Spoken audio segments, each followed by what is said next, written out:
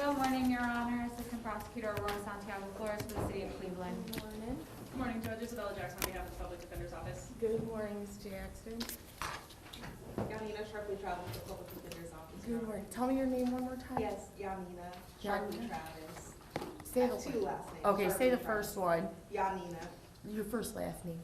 Sharpley. Sharpley. Yes, Okay, ma'am. Travis. Thank you, Ms. Sharpley Travis. All right, you guys can be seated. Your Honor, the first case we're gonna call is Derrek Dove. Your Honor, he's charged with aggravated murder. All right. Good morning, Mr. Dove. How are you? All right, and Ms. Jackson, I'm going to enter your appearance for the record. Thank you. And Attorney Torres, we need to talk about the bond. I'm going to turn to the state of Ohio. I see we have a high bond request here. What's the state's position with respect to bond? Before that, Your Honor, I believe that there will be a preliminary hearing requested in this case. The date will be February 23rd. Okay, so we're going to schedule the preliminary hearing for the February 23rd, here in 3D at 8:30. And let's go on to talk about bond. Thank you, Your Honor.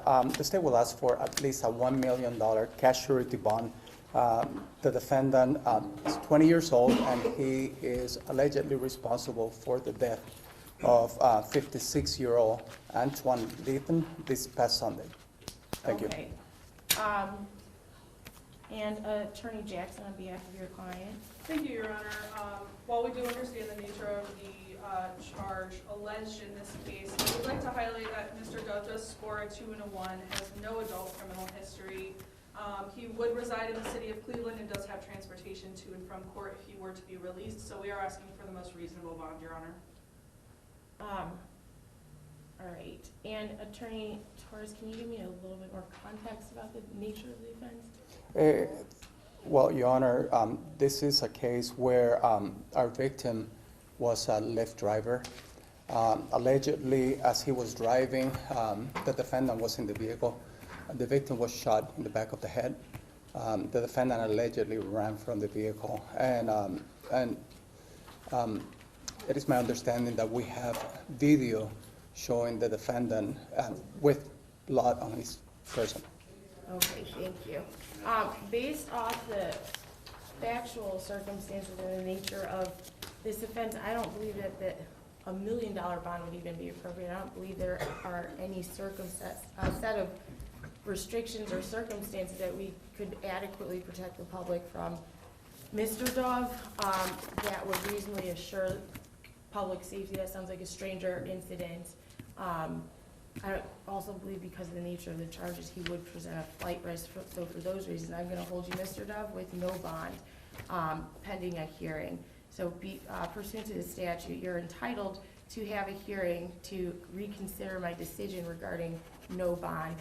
I can give the city a one-day continuance, but for good cause shown, we can continue it up to 3 days and reset Correct. this for an additional bond hearing.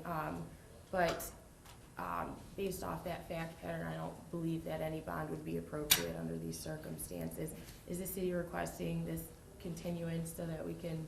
Yes, Your Honor, the state will ask for a continuance until Tuesday. Monday is a holiday. Okay, so that puts us to the 17th. So we'll be back here on the 17th at 8:30 in the morning to take evidence with respect to the no bond decision I'm making for now, at which point the government can present evidence through the testimony of the investigating detective attached to this case to decide whether or not a bond will be appropriate at any point during your case, all right? So you're all set, you'll be back there on Tuesday.